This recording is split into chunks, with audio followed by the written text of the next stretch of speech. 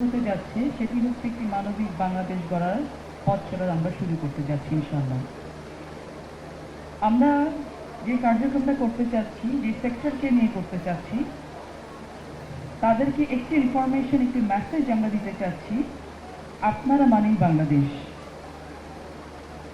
প্রতিবন্ধীকে, প্রতিবন্ধিতাকে, প্রতিবন্ধীর পরিবারকে আমাদের সোসাইটিতে আন্ডারমাইন করা হয়, তাদেরকে মনে করা হয় তারা ডিফারেন্ট কোনো একটি বোধহয় গ্রহের মানুষ। এই মানুষগুলো যে আমাদেরই সন্তান, এই মানুষগুলো যে আমাদেরই আপনজন, সেই বিষয়টাকে সার্বিকভাবে তুলে ধরার জন্য আমাদের এই পথ চলা। একজন স্পেশালি এবল, বিশেষভাবে সক্ষম মানুষকে ভালো থাকতে যা যা করতে হয় বর্তমান সরকার সেই কাজগুলো করার জন্য কার্যক্রম গ্রহণ করছেন, এবং এই কাজগুলো করতে যতগুলো মন্ত্রণালয়কে একসাথে করা প্রয়োজন, ইন্টিগ্রেটেড করা প্রয়োজন, প্রত্যেকটি মন্ত্রণালয়কে একসাথে করে নিয়ে যে সমন্বিত একটি প্রক্রিয়া চালানোর উদ্যোগ আমরা নিয়েছি। এই উদ্যোগের জন্য আপনারা যারা সামনে বসে আছেন প্রত্যেকের সহযোগিতা আমাদের একান্ত কাম্য, কারণ আপনাদের সহযোগিতা ছাড়া আমরা এটা কোনোভাবেই সফলভাবে এগোতে পারবো না। এই যে এখানে যে স্টলগুলো আছে, আমরা যখন প্রোগ্রাম শুরুতে আমাদের প্রধান অতিথি এখানে এসেছেন, প্রত্যেকটা স্টলে উনি গিয়েছেন। সেখানে যে বাচ্চাদেরকে আমরা যে দেখেছি এবং তার প্যারেন্টসদের, মাদেরকে, ফ্যামিলি মেম্বারসদেরকে দেখেছি, তাদের চোখে মুখে যে ভালো লাগাটা আজকে ছিল, এই ভালো লাগাটা আমরা বাংলাদেশের প্রত্যেকটি অঞ্চলে ছড়িয়ে দিতে চাই।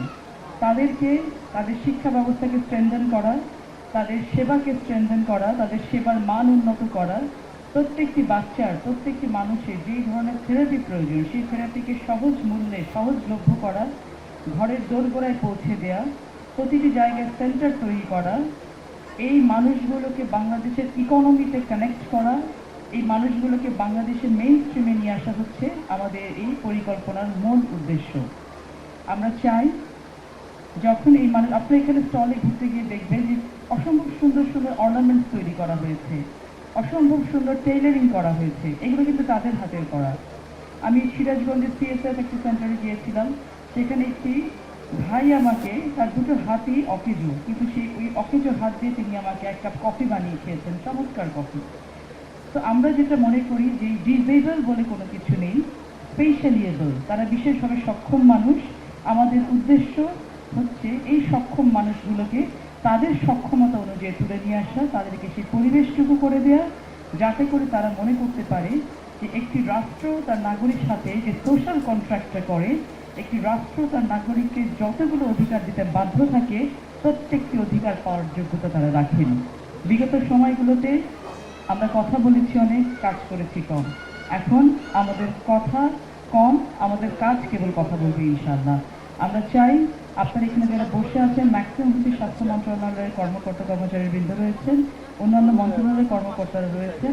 আপনারা প্রত্যেকটি মন্ত্রণালয় থেকে, বিশেষ করে এখন পর্যন্ত সমাজ কল্যাণ মন্ত্রণালয় প্রতিবন্ধীদের নিয়ে কাজ করছে, কিছু কাজ আমাদের মহিলা বিষয়ক, শিশু বিষয়ক মন্ত্রণালয় রয়েছে। আমাদের কাছে অসংখ্য ডেটা রয়েছে, কিন্তু ডেটাগুলোকে ইন্টিগ্রেটেড সিস্টেমে ডেটাবেস সেরকম করে তৈরি করা নেই, সেই কাজে আমরা হাত দিয়েছি। আমাদের প্রতিবন্ধী স্কুল রয়েছে অনেক, অসংখ্য প্রতিবন্ধী স্কুল, কিন্তু মনিটরিংয়ের অভাবে এই স্কুলগুলো যে পারপাসে করা, সেই পারপাস সার্ভ করছে কিনা সেটা আমাদের কিন্তু এখনো নখদর করে নেই। আমাদের মন্ত্রণালয় ইতিমধ্যে কাজ করেছে, যতগুলো নিবন্ধিত সমাজ কল্যাণ মন্ত্রণালয় এফিলিয়েটেড যতগুলো প্রতিবন্ধী স্কুল রয়েছে, প্রত্যেকটি প্রতিবন্ধী স্কুলে বিশেষভাবে মনিটরিং করে যেগুলো ভালো সার্ভিস দিচ্ছে, যেগুলো পারপাস সার্ভ করছে সেগুলোকে রেখে, বাকি যদি কোনো ভুলঘোর প্রতিবন্ধী স্কুল থাকে সেগুলোকে বন্ধ করে দেওয়ার জন্য আমাদের কাছে নির্দেশনা এসেছে। আমরা অনতিবিলম্বে এই ভেরিফিকেশন কার্যক্রমটি চালু করব, এবং যতগুলো প্রতিবন্ধী স্কুল আমরা A category, B category, C ক্যাটাগরিকে আমরা ডিভাইড করে প্রত্যেকটা বেস্ট প্রতিবন্ধী স্কুলকে আমরা আরও অনেক বেশি উন্নত করার জন্য, ইন্টিগ্রেটেড সিস্টেম মানে কি, একটি স্কুল শিক্ষা দেবে, সেবা দেবে, এবং সেবা বলতে খালি ফিজিক্যাল হেলথ না, আমরা মেন্টাল হেলথ নিয়ে কাজ করব। একটি পরিবারকে কিন্তু বাংলাদেশে স্টিগমাটাইজ করা হয়, প্রতিটা ফ্যামিলি কিন্তু আপনারা দেখবেন যে বিশেষ করে মাকে দোষারোপ করা হয় একটি প্রতিবন্ধী বাচ্চার জন্য, যে আপনার কারণে এরকম হয়েছে।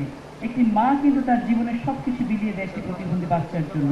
আমরা সেই পরিবারকে সে মেন্টাল সাপোর্টটুকু দিতে চাই, আমরা সেই পরিবারকে এতটুকু বলতে চাই যে পুরো বাংলাদেশ আপনাদের সাথে রয়েছে, আপনার সন্তান মানে আমাদের সন্তান, এবং আপনার সন্তানের ভিতরে যেই স্পেশালিটিটা আছে সেই স্পেশালিটি নিয়ে তিনি বড় হবেন, তিনি নিজে কর্মক্ষম হবেন এবং তিনি নিজেরটা নিজে করে খেতে পারবেন।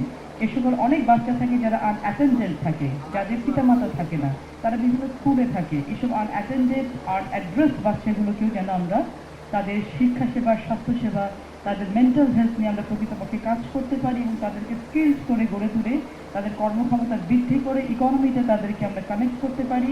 সেই জন্য আজকে আমরা এই পথ চলা শুরু করেছি। এই পথ চলা আমরা জানি একদিনে আমরা সফল হব না।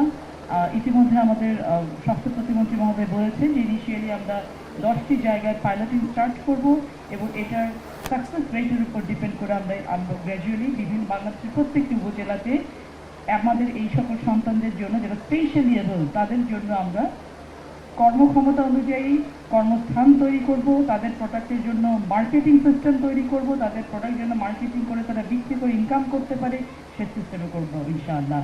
আপনারা সকলে মিলে একটি কাজ আমাদেরকে আরও বেশি উপকার হবে যদি করতে পারি।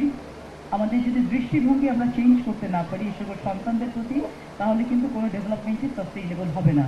আমরা যেই জায়গাতে আছি সেই জায়গা থেকে যেন আমাদের দৃষ্টিভঙ্গি চেঞ্জ করে এই সন্তানগুলোকে নিজেদের সন্তান মনে করে তাদের জন্য এই বাচ্চাগুলোর জন্য আমাদের সেবা, আমাদের স্বাস্থ্য ব্যবস্থার মধ্যে নিয়ে আসতে হবে। সেই নিয়ে আসার ক্ষেত্রে কিছু গ্যাপ রয়েছে। এই গ্যাপগুলোকে যদি ভাগ করি 4টা বড় ভাগে আমাদের সিস্টেম এবং পলিসির গ্যাপগুলোকে আমরা শনাক্ত করেছি। দীর্ঘ 20 বছরের গবেষণা, বাংলাদেশের বিভিন্ন অঞ্চলে তথ্য সংগ্রহ, বিভিন্ন প্রতিষ্ঠানের সঙ্গে গবেষণার মাধ্যমে আমরা দেখেছি যে প্রধান সমস্যাটি হচ্ছে, প্রথম সমস্যাটি, এই শিশুদেরকে খুঁজে পাই না আমরা। এই শিশুরা আমাদের ঠিকানা জানে না, আমরা তাদের ঠিকানা জানি না, ফলে ডিলেড আইডেন্টিফিকেশন হয়। আপনারা যারা চিকিৎসক আপনারা সবাই জানেন যে আর্লি ডায়াগনোসিস এবং আর্লি ট্রিটমেন্ট শুরু করলে বাচ্চাদের যে কোনো অসুখের ক্ষেত্রে তার প্রতিবন্ধিতা হওয়ার সম্ভাবনা অনেকাংশে কমে যায়। কিন্তু যখন দেরিতে শনাক্ত হয় তখন আর তেমন কিছুই অনেক ক্ষেত্রে করার থাকে না। তাই তাদেরকে দ্রুত খুঁজে পাওয়ার একটা ব্যবস্থা আমাদের বের করতে হবে। আরেকটা বড় সমস্যা হচ্ছে আমাদের যে সেবার ব্যবস্থাগুলো আছে, এই যে বাংলাদেশে প্রায় 15% মানুষ প্রতিবন্ধিতায় আক্রান্ত, বিভিন্ন বয়সের মানুষ, বিভিন্ন রোগ ব্যাধি, এমনকি জীবনের স্বাভাবিক বার্ধক্যের কারণেও অনেকে প্রতিবন্ধিতার সম্মুখীন হচ্ছেন।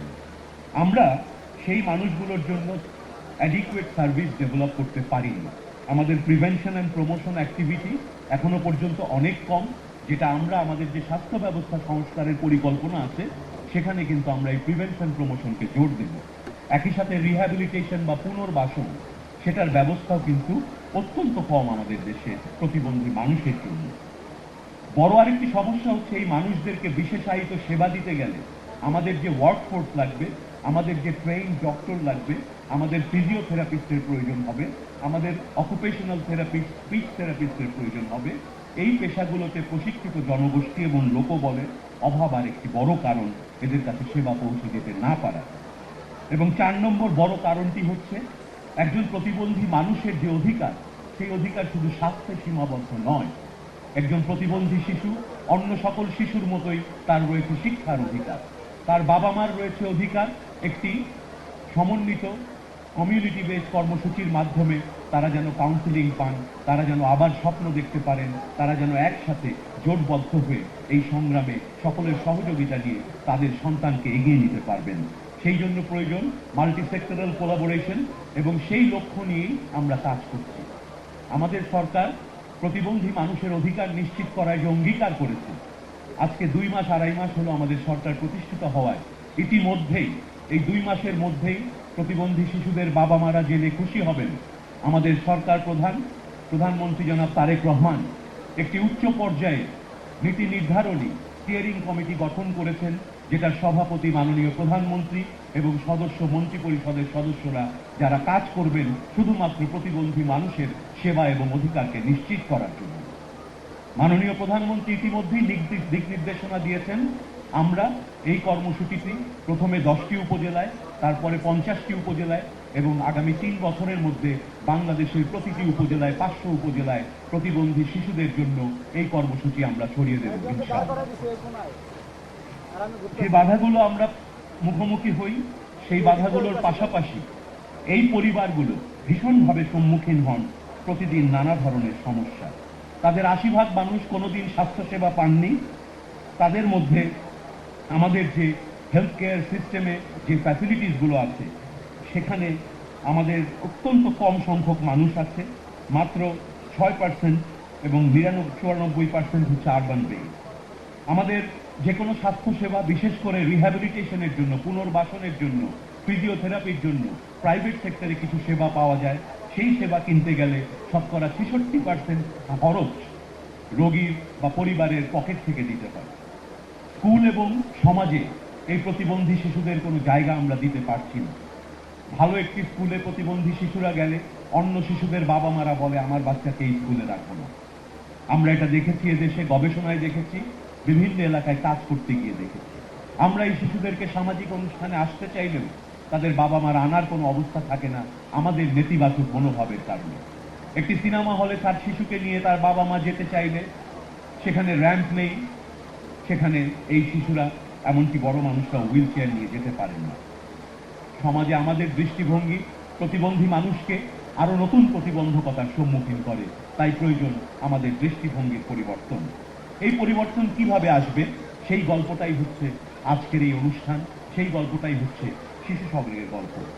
এখানে আমরা এমন ব্যবস্থা, এই মডেলটাতে আমরা নিয়ে এসেছি যেখানে প্রথমে আমরা আর্লি ডিটেকশন নিশ্চিত করব, দ্রুত তাদের খুঁজে পাওয়া।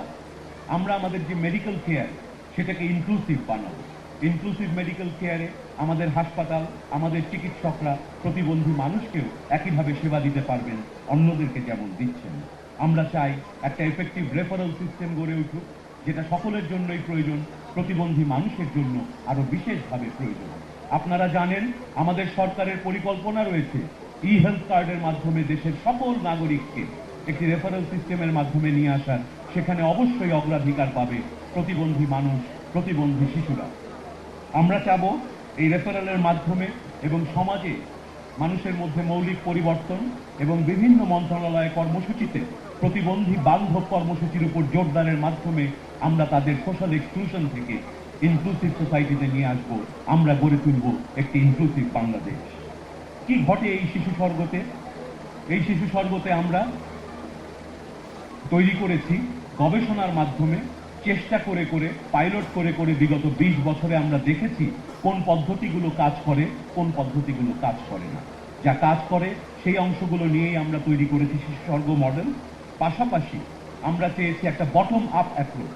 আমরা বিশ্বাস করি এই বাংলাদেশ আমাদের সকলের। আমরা যে জায়গাতেই কাজ করতে যাই প্রথমে স্থানীয় জনগণের সঙ্গে আমরা সম্পৃক্ত হই। আমরা ভলান্টিয়ারদেরকে নিযুক্ত করি ওই এলাকা থেকে। তাদেরকে আমরা বলি কি ইনফরমেন্ট।